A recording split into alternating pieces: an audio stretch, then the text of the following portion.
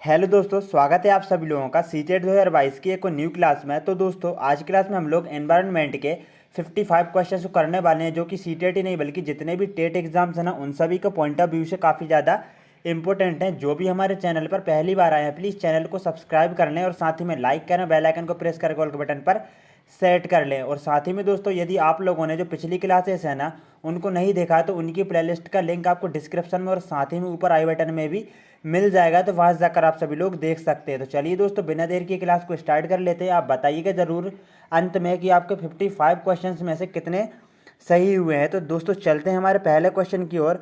पहला क्वेश्चन एक सरल सा क्वेश्चन है कि विश्व पर्यावरण दिवस कब मनाया जाता है। साथ ही में दोस्तों मैं आपको यहाँ पर व्याख्या भी करता जाऊँगा, जिससे कि आपका एक क्वेश्चन के साथ साथ उसके जो आसपास के और भी रिलेटेड क्वेश्चंस रहते हैं ना, वह भी आपके कवर होते जाएं। तो देखेंगे विश्व पर्यावरण दिवस कब मनाया जाता है, मोस्ट इंपोर्टेंट क्वेश्चन है। और वह भी दोस्तों सीटेट के पॉइंट ऑफ व्यू से, ठीक है ना, सीटेट के पॉइंट ऑफ व्यू से काफ़ी ज़्यादा इंपॉर्टेंट क्वेश्चन है ये वाला। तो याद रखना, विश्व पर्यावरण दिवस कब मनाया जाता है। जो विश्व पर्यावरण दिवस है ना, वह 5 जून को मनाया जाता है। कब मनाया जाता है? 5 जून को मनाया जाता है। दोस्तों यहाँ पर सीटेट के पॉइंट ऑफ व्यू से कुछ इंपॉर्टेंट क्वेश्चन और भी हैं, जैसे कि दोस्तों 22 मार्च को कौन सा दिवस मनाया जाता है, और जल दिवस मनाया जाता है। कौन सा दिवस? जल दिवस मनाया जाता है। और साथ ही में 22 अप्रैल की बात करें तो पृथ्वी दिवस मनाया जाता है। और उसके बाद हम बात करेंगे दोस्तों 22 मई की, जो कि आने वाला है कुछ टाइम बाद, तो जैव विविधता दिवस मनाया जाता है। इंपॉर्टेंट डे है ये तीनों के तीनों, इनको आपको याद रखना है। और दोस्तों यहाँ पर एक बात और, 16 सितंबर को, ठीक है ना, 16 सितंबर को विश्व ओजोन दिवस मनाया जाता है। कौन सा दिवस? विश्व ओजोन दिवस मनाया जाता है। तो दोस्तों हम देख सकते हैं यहाँ पर हमारे एक क्वेश्चन से 4 क्वेश्चन कंप्लीट हो गए हैं, मतलब कि हमने एक क्वेश्चन के जरिए टोटल 5 क्वेश्चन कर लिए हैं। तो कहने को तो 55 क्वेश्चन है, लेकिन दोस्तों हम लगभग यहाँ पर 100 क्वेश्चन को कंप्लीट करने वाले हैं। यहाँ पर देखिएगा, हरित विकास ग्रीन डेवलपमेंट के लेखक कौन है। तो दोस्तों देखिएगा, ये एक शायद बुक है कि जो हरित विकास ग्रीन जो डेवलपमेंट है ना, उसके लेखक कौन है। तो उसके लेखक है WM एडम्स है। कौन है दोस्तों? WM एडम्स है। तो इसको आपको याद रखना है, क्योंकि दोस्तों इसको तो आपको याद करना ही पड़ेगा। आगे देखेंगे, सूर्य किरण की सबसे महत्वपूर्ण भूमिका है। जो सूर्य की किरणें रहती हैं ना, उनकी सबसे बड़ी भूमिका कहाँ पर होती है। तो दोस्तों उनकी जो सबसे बड़ी भूमिका होती है ना, वह जल चक्र में होती है। किस में होती है? जो जल चक्र होता है ना, उसमें सूर्य की जो किरणें रहती हैं ना, काफ़ी ज़्यादा इंपॉर्टेंट भूमिका का निर्वाह करती हैं। तो दोस्तों याद रखना, इंपॉर्टेंट क्वेश्चन है। यहाँ पर दोस्तों एक क्वेश्चन मैं आपसे पूछ लेता हूँ कि सूर्य के अध्ययन जो है ना, सूर्य के अध्ययन के लिए भारत के इसरो, जो कि इंडियन स्पेस रिसर्च ऑर्गेनाइजेशन जिसका फुल फॉर्म है, जो कि भारत की एक स्पेस एजेंसी है, जिसकी स्थापना 15 अगस्त 1969 को हुई थी। दोस्तों उसके द्वारा जो सूर्य है ना, उसकी जो मतलब परत है दोस्तों, उसका अध्ययन करने के लिए आदित्य L1 को भेजा जा रहा है, ठीक है ना। तो याद रखना, आने वाले कुछ समय में भेजा जाएगा। यहाँ पर नेक्स्ट क्वेश्चन है, राष्ट्रीय पर्यावरण अभियांत्रिकी शोध संस्थान कहाँ पर अवस्थित है। तो दोस्तों इसका राइट आंसर हो जाएगा नागपुर में। जो राष्ट्रीय पर्यावरण अभियांत्रिकी शोध संस्थान है ना, वह कहाँ पर? नागपुर में स्थित है। पहला पृथ्वी शिखर सम्मेलन कहाँ पर हुआ था। तो दोस्तों यदि शहर का नाम पूछता है तो आपको रियो डी जेनेरियो बताना है, और यदि देश का नाम पूछता है तो ब्राज़ील आ जाएगा। जो ब्राज़ील है ना, वह रियो डी जेनेरियो, मतलब जो ब्राज़ील है ना, वहाँ पर ही रियो डी जेनेरो स्थित है। तो पृथ्वी सम्मेलन, जो शिखर सम्मेलन था ना, वह रियो डी जेनेरो में हुआ था। अब बात आ जाती कब हुआ था। तो दोस्तों ये हुआ था सन 1900, कब हुआ था? 92 में हुआ था। 1992 में हुआ था, याद रखना। और ये हुआ था 4 जून से लेकर समथिंग 14 जून तक हुआ था, ठीक है ना, 14 जून तक हुआ था। मोस्ट इंपोर्टेंट है, याद रखना। इसको पृथ्वी वन सम्मेलन भी कहा जाता है। पृथ्वी के चारों ओर देशों के समूह को क्या कहते हैं। तो दोस्तों देखिएगा, यहाँ पर आपको, यहाँ पर गैसों का समूह हो जाएगा, ठीक है ना। क्या हो जाएगा? गैसों के समूह को क्या कहते हैं दोस्तों? पृथ्वी के चारों ओर, तो उसको वायुमंडल कहा जाता है। क्या कहा जाता है दोस्तों? वायुमंडल कहा जाता है। याद रखना, इंपॉर्टेंट है ये वाला क्वेश्चन भी। आगे देखेंगे, शुष्क हवा में नाइट्रोजन की मात्रा होती है। तो दोस्तों जो हमारा वायुमंडल है, उसमें सर्वाधिक मात्रा में कौन सी गैस उपस्थित रहती है। तो नाइट्रोजन रहती है, जिसका प्रतिशत कितना रहता है? जिसका प्रतिशत रहता है 78%। अब हम बात करेंगे दोस्तों O2 की। O2 मतलब क्या हो जाएगा दोस्तों? ऑक्सीजन। तो जो ऑक्सीजन रहती है ना, तो यदि क्वेश्चन में आता है 20%.9, तो आप लगा सकते हैं। नहीं तो दोस्तों यहाँ पर 21% जो है ना, वह वायुमंडल में ऑक्सीजन की मात्रा रहती है। तो याद रखना, इंपॉर्टेंट है ये वाला क्वेश्चन भी। नोबल गैस में कौन सी वायु में नहीं पाई जाती है। दोस्तों जो नोबल गैसेस हैं, कुछ नोबल गैसेस रहती हैं, तो उनमें से कौन सी वह गैस है जो कि वायु में नहीं पाई जाती है? जो रेडॉन गैस है ना, वह वायु में नहीं पाई जाती। हवा में जिस गैस की मात्रा सबसे अधिक है वह कौन सी है? तो अभी हम देख ही चुके हैं, 78% नाइट्रोजन की है। यदि पृथ्वी पर पाई जाने वाली वनस्पति समाप्त हो जाए तो किस गैस की कमी होगी? तो दोस्तों आप देख सकते हैं हमें पेड़ पौधे से क्या मिलता है? ऑक्सीजन मिलता है। पेड़ पौधे कार्बन डाइऑक्साइड जो रहती है ना, उसको ग्रहण करते हैं और साथ ही में जो ऑक्सीजन रहते हैं ना, उसको मतलब कि छोड़ते हैं। यदि वनस्पति ही नहीं रहेगी तो ऑक्सीजन कहाँ से आएगी? ठीक है ना। तो आप देख सकते हैं यहाँ पर ऑक्सीजन की कमी हो जाएगी और जो कार्बन डाइऑक्साइड है ना, उसमें बढ़ोतरी हो जाएगी, क्योंकि वनस्पति रहेगी नहीं तो ग्रहण कौन करेगा कार्बन डाइऑक्साइड को? तो वायुमंडल में काफ़ी ज़्यादा मतलब की मात्रा में जो कार्बन डाइऑक्साइड गैस है ना, वह जमा हो जाएगी। यूएनएपी का मुख्यालय कहाँ पर है दोस्तों? तो इसका जो मुख्यालय है ना भाई नैरोबी में है। और नैरोबी जो दोस्तों एक सिटी है जो कि कहाँ पर है? केन्या में स्थित है। अपक्षय का विचार संबंधित है। दोस्तों अपक्षय का जो विचार है वह किस चीज़ से संबंधित है? तो देखिएगा, एक प्राकृतिक क्रिया जो चट्टानों को सूक्ष्म कणों में व्यक्त करती है। तो दोस्तों जो चट्टानें रहती है ना, वह धीरे धीरे करके, जो आपने देखा होगा, मतलब कि खिरती जाती हैं। मतलब कि जो मतलब चट्टानों के छोटे छोटे टुकड़े होते जाते हैं, तो उनको ही जो क्या कहा जाता है? उनको ही अपक्षय कहा जाता है। तो याद रखना। आगे देखेंगे, विश्व मौसम विज्ञान संगठन का मुख्यालय कहाँ पर स्थित है? तो जो विश्व मौसम विज्ञान संगठन का जो मुख्यालय है ना, वह जेनेवा में स्थित है। और जेनेवा कहाँ पर है? स्विट्जरलैंड में है। ग्रीन पीस इंटरनेशनल का मुख्यालय कहाँ पर स्थित है दोस्तों? तो ग्रीन पीस इंटरनेशनल का जो मुख्यालय है ना, वह एम्स्टर्डम नीदरलैंड में स्थित है। याद रखना है, ग्रीन पीस इंटरनेशनल का मुख्यालय कहाँ पर स्थित है? एम्स्टर्डम में है। ईपीए का मतलब कि आईपीए का पूर्ण रूप क्या है? तो दोस्तों यहाँ पर हो जाएगा दोस्तों हमारा एनवायरमेंटल प्रोटेक्शन एजेंसी। तो याद रखना, ये वाले भी काफ़ी ज़्यादा इम्पोर्टेंट है। आगे देख लेंगे यहाँ पर ये वाला हो चुका है, ठीक है। नहीं दोस्तों, यहाँ पर देखेंगे ये क्या था प्रश्न? ठीक है ना। ईपीए का पूर्ण रूप क्या है? और यहाँ पर क्या है? एनईए से क्या आशा है? तो नेशनल एनवायरनमेंट अथॉरिटी। तो इसको भी याद रखना है। इको मार्क उन भारतीय उत्पादों को दिया जाता है जो, दोस्तों यहाँ पर कुछ मानक निर्धारित किए गए हैं जो कि उत्पादों वगैरह, ठीक है ना, और गैसें वगैरह, उनके मतलब गुणवत्ता के सूचक हैं। तो यहाँ पर इको मार्क भी उन्हीं में से एक है, जो कि पर्यावरण के प्रति मैत्रीपूर्ण जो है ना, उसको दर्शाता है। जो उत्पाद है ना कि भाई पर्यावरण के अनुकूल है, आप इसका उपयोग कर सकते हैं, तो इको मार्क उसमें प्रयोग किया जाता है। आगे देखेंगे, पर्यावरण अनुकूल उपभोक्ता उत्पादों को चिन्हित करने के लिए सरकार ने आरंभ किया इको मार्क को। बिल्कुल।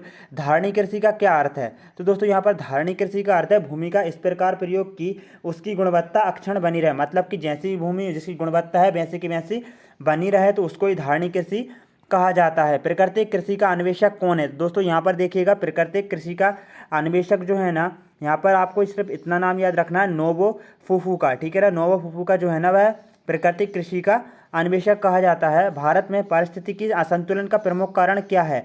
तो दोस्तों यहाँ पर जो भारत में जो पारिस्थितिकी है उसके असंतुलन का प्रमुख कारण वन उन्मूलन है। क्योंकि दोस्तों धीरे धीरे जो वन है ना, वह कटते जा रहे हैं। तो आप देख सकते हैं जीव जंतु की जो है ना, उनमें भी कमी आती जा रही है। तो यहाँ पर ये परिस्थिति जो है ना, असंतुलन फैलता जा रहा है। तो उसका प्रमुख कारण क्या है? वन उन्मूलन है। पारिस्थितिकी का जनक किसे कहा जाता है? मोस्ट इंपोर्टेंट क्वेश्चन है दोस्तों, इसको याद रखना है और आपको अपनी नोटबुक में नोट करके आईएम पे लिख लेना है और स्टार बना लेना। पारिस्थितिकी का जनक जो है ना, वह अर्नेस्ट हैकेल जी को कहा जाता है। आगे देखेंगे, दो विभिन्न समुदाय के बीच का संकृतित क्षेत्र क्या कहलाता है?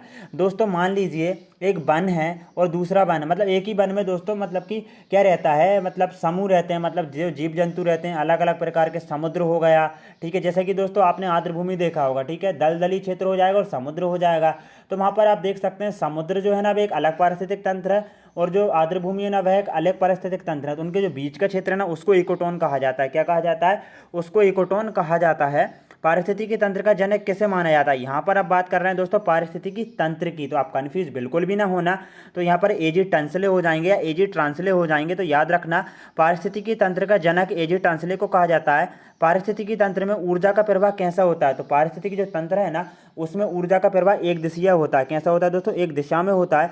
कैसे? देखिएगा, मैं आपको बता दूं। घास भूमि का जो पारिस्थितिक तंत्र है मान लीजिए, तो उसमें घास है। अब यहाँ पर देखिए दोस्तों, मैं आपको बिल्कुल प्रैक्टिकल दिखा देता हूँ। ये घास है, इसको कौन खाएगा दोस्तों? टिड्डा खाएगा। कौन खाएगा? टिड्डा खाएगा। अब यहाँ पर टिड्डे को कौन खाएगा दोस्तों? मेंढक खा जाएगा, है ना। मेंढक खाएगा। और मेंढक के बाद कौन खाएगा दोस्तों मेंढक को? तो मेंढक को खा जाएगा सांप, खा जाएगा। सांप को कौन खा जाएगा? चील खा जाएगी। तो आप देख सकते हैं ना, घास का जो भी मतलब ऊर्जा है वह टिड्डे को मिली और टिड्डे की मेंढक को सांप और सांप से चील। तो आप देख सकते हैं जो एक मतलब कि जो ऊर्जा का प्रवाह है ना वह एक दिशा में हो रहा है। 10% का नियम किस वैज्ञानिक ने दिया था? तो दोस्तों सबसे पहले तो देखिएगा जो 10% का जो नियम है ना वह लिंडमैन ने दिया था। किसने दिया दोस्तों? लिंडमैन ने दिया था। और उसके बाद में दोस्तों 10% का नियम है क्या? तो अभी जैसा कि मैंने आपको बताया है कि जो घास भूमि का पारिस्थितिक तंत्र है, कोई भी पारिस्थितिक तंत्र है, वहाँ पर घास टिड्डा खाएगा, टिड्डे से टिड्डे को मेंढक खाएगा, मेंढक को सांप और सांप को चील। तो क्या होता है जो घास रहती है ना उससे जो है ना 10% ऊर्जा मतलब कि टोटली जो भी ऊर्जा ग्रहण करता है टिड्डा उसकी जो 10% रहती है वह मेंढक को मिलती है। और जो मेंढक ने जो ऊर्जा ग्रहण की है उसकी जो 10% रहती है वो सांप को, इसी प्रकार से चील को। तो अब इसी को 10% का नियम कहा जाता है जो कि लिंडमैन ने दिया है। ग्लोबल वार्मिंग की संज्ञा सर्वप्रथम किस ब्रिटिश पर्यावरणविद ने दी थी? तो दोस्तों जो ग्लोबल वार्मिंग है, आप ग्लोबल वार्मिंग के बाद जैसे कि दोस्तों ग्लोबल वार्मिंग के रूप में उत्तरदायी गैसें कौन सी हैं? तो यहाँ पर कार्बन डाइऑक्साइड सबसे ज़्यादा है, मीथेन हो जाएगी, क्लोरोफ्लोरोकार्बन हो जाएगी, सल्फर डाइऑक्साइड हो जाएगी, नाइट्रस ऑक्साइड हो जाएगी। ये सभी की सभी ग्लोबल वार्मिंग के लिए काफ़ी ज़्यादा उत्तरदायी गैसें हैं। तो इनको मतलब कि जो सर्वप्रथम संज्ञा जो है ना वह बालेस ब्रोकर ने दी थी। ठीक है ना? तो याद रखना पौधे प्रकाश ऊर्जा को कौन सी ऊर्जा में परिवर्तित करते हैं? जो दोस्तों प्रकाश ऊर्जा रहती है उसको पौधे किस ऊर्जा में परिवर्तित करते हैं? तो वह रासायनिक ऊर्जा में परिवर्तित करते हैं। पारिस्थितिक तंत्र कैसा तंत्र होता है? तो दोस्तों जो पारिस्थितिक तंत्र होता है ना वह खुला पारिस्थितिक तंत्र मतलब तंत्र होता है। पारिस्थितिक तंत्र में तत्वों के चक्रण को क्या कहा जाता है? दोस्तों जो पारिस्थितिक तंत्र में तत्वों का चक्रण होता है ना उसको कहा जाता है जैव भू रासायनिक चक्र। एक दूसरे के मतलब जो ऊर्जा रहती है हम ग्रहण करते हैं, ठीक है ना? मतलब कि जो वन वाला परिस्थिति तंत्र हो जाएगा, तालाब वाला हो जाएगा, समुद्र वाला हो जाएगा, घास वाला हो जाएगा, तो इन सभी में जो तत्वों का चक्रण रहता है ना उसको जैव भू रासायनिक चक्र कहा जाता है। सबसे स्थायी पारिस्थितिक तंत्र कौन सा होता है? तो दोस्तों यदि सबसे स्थायी पारिस्थितिक तंत्र की बात करें तो सागर या जो महासागर है ना वह जो पारिस्थितिक तंत्र रहता है ना सबसे ज़्यादा स्थायी होता है। पौधे अपना भोजन स्वयं बनाते हैं उनको क्या कहा जाता है? जो पौधे अपना भोजन स्वयं बनाते हैं उनको स्वपोषी या ऑटो प्राप्त कहा जाता है। ठीक है ना? आगे देखेंगे पौधे अपना भोजन स्वयं बनाते हैं उनको क्या कहते हैं? तो उनको दोस्तों स्वपोषी कहा जाता है। आप यहाँ पर ये ऑटो प्राप्त को हटा लेना, ठीक है ना? ये वाला नहीं करना आपको, सिर्फ जो पौधे अपना भोजन स्वयं बनाते हैं उनको स्वपोषी कहा जाता है। प्रश्न है अगला प्रश्न है दोस्तों, पारिस्थितिक तंत्र में उच्चतम पोषण स्तर प्राप्त है। तो दोस्तों हम देख सकते हैं पहले क्या होगा, उत्पाद होंगे, फिर उपभोक्ता, फिर द्वितीय उपभोक्ता। इस प्रकार दोस्तों सर्वाहारी रहता है ना उसका उच्चतम जो पोषण रहता है ना उसका स्तर सर्वाधिक होता है, तो सर्वाहारी को। आगे देखेंगे लवणीय मृदा में उगने वाले पौधों को क्या कहा जाता है? दोस्तों जो लवणीय मृदा रहती है जिसमें नमक की मात्रा रहती है उसमें उगने वाले पौधों को हेलोफाइट कहा जाता है। क्या कहा जाता है? हेलोफाइट कहा जाता है। मरुस्थल में उगने वाले पौधों को क्या कहते हैं? अभी दोस्तों हम लोगों ने जो लवणीय जो नमक की मात्रा रहती है उस जल में या उस मिट्टी पर उगने वाले पौधों को हेलिफाइट कहा जाता है। और वहाँ पर हम बात करेंगे मरुस्थल में उगने वाले पौधों को क्या कहते हैं दोस्तों? उनको जीरोफाइट कहा जाता है। उनको क्या कहा जाता है? उनको जीरोफाइट कहा जाता है। भारत में वन्यजीव संरक्षण अधिनियम कब लागू किया गया? तो दोस्तों भारत में जो वन्यजीव संरक्षण अधिनियम है ना वह सन 1972 में लागू किया गया था और 1972 में स्टॉकहोम सम्मेलन हुआ था। और यहीं से दोस्तों विश्व पर्यावरण दिवस की मनाने की जो है ना मतलब एक स्टार्ट हो गया था सन 1974 से। और पहले जो थीम थी ना विश्व पर्यावरण दिवस की, पहले पर्यावरण जो दिवस मनाया था उसकी थी मतलब कि एक पृथ्वी, मतलब कि क्या था दोस्तों? Only one earth. तो याद रखना। आगे देखेंगे भारत में वन संरक्षण अधिनियम कब लागू किया गया? यहाँ पर हमने देखा वन्य जीवों का संरक्षण 1972। अब बात कर रहे हैं जो वन है ना उनके संरक्षण का अधिनियम सन 1980 में लागू किया गया था। भारत में पर्यावरण संरक्षण अधिनियम कब लागू किया गया? अभी हम लोगों ने वन का देखा, ऊपर वन्य जीवों का देखा, तो अब देख रहे हैं हम दोस्तों पर्यावरण जो टोटली जो ऑल ओवर जो पर्यावरण है ना उसके संरक्षण अधिनियम कब लागू किया गया? सन 1986 को लागू किया गया। भारत सरकार ने जैव विविधता अधिनियम कब पारित किया गया था? तो भारत सरकार ने जो जैव विविधता अधिनियम है ना वह सन 2002 में पारित किया था। अब 2002 से एक क्वेश्चन हो रहा था कि द्वितीय पृथ्वी सम्मेलन कब हुआ? 2002 में हुआ। कहाँ पर हुआ? साउथ अफ्रीका के जोहानिसबर्ग जो शहर था ना वहाँ पर हुआ था। शॉर्ट में लिखते जा रहे हैं, आप याद रखना, ठीक है ना? और इसको जो द्वितीय पृथ्वी सम्मेलन भी कहा जाता है। संयुक्त राष्ट्र ने जैव विविधता दशक घोषित कब किया था? तो दोस्तों संयुक्त राष्ट्र जो है ना उसने 2011 से 2020 तक के जो है ना वह जैव विविधता दशक घोषित किया था। और जैव विविधता दिवस कब मनाया जाता है? तो जैव विविधता दिवस 22 मई को मनाया जाता है जो कि आने वाला है। आगे देखेंगे हॉटस्पॉट शब्द का सर्वप्रथम प्रयोग किसने किया था? तो हॉटस्पॉट शब्द का सर्वप्रथम प्रयोग नॉर्मन ठीक है ना मायर्स जो है ना उनने किया था सन 1988 में। थोड़ी सी टाइपिंग मिस्टेक है, आप सुधार लेना।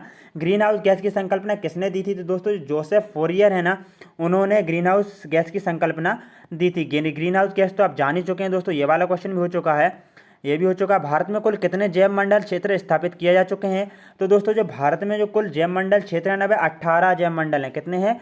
18 जैव मंडल हैं। प्रवाल को किस की संज्ञा दी जाती है? दोस्तों जो प्रवाल रहते हैं ना उनको उष्णकटिबंधीय सागरीय वन रहते हैं ना उनको प्रवाल की संज्ञा दी जाती है। वेटलैंड दिवस कब मनाया जाता है? जिसको दोस्तों आर्द्रभूमि दिवस 2 फरवरी को मनाया जाता है। और ईरान रामसर में विश्व आर्द्रभूमि जो है ना 2 फरवरी 1971 को एक सम्मेलन आयोजित किया गया था, तभी से दोस्तों विश्व आर्द्रभूमि दिवस या वेटलैंड जो दिवस है ना वह 2 फरवरी से मनाया जाने लगा। येलोस्टोन नेशनल पार्क कहाँ पर स्थित है?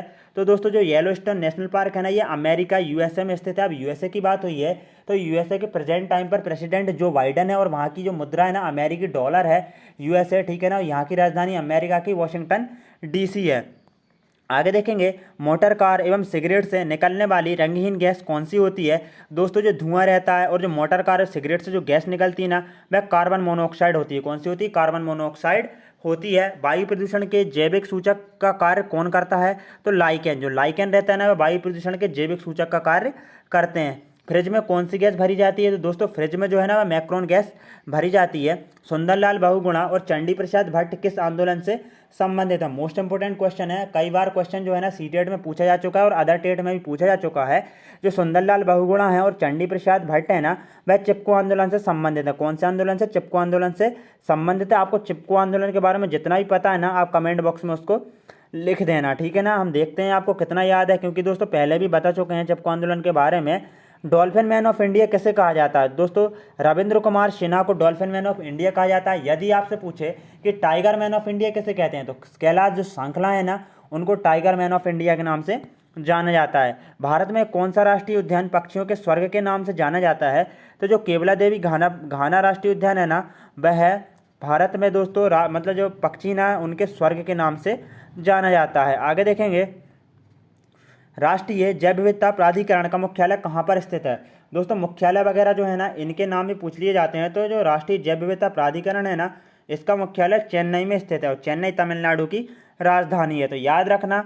आगे देखेंगे रेड डाटा बुक में संकटापन्न जीवों को किस रंग के पृष्ठ पर दर्शाया जाता है? दोस्तों उनको गुलाबी जो पिंक पेज रहता है ना उस पृष्ठ पर दर्शाया जाता है। और यदि वे अपनी संख्या में वृद्धि करते हैं तो उनको समथिंग दोस्तों ग्रीन जो पेज रहता है ना उस पर हस्तांतरित कर दिया जाता है। तो आपको दोस्तों क्लास कैसी लगी, आपके कितने सही हुए हैं टोटल क्वेश्चन में से?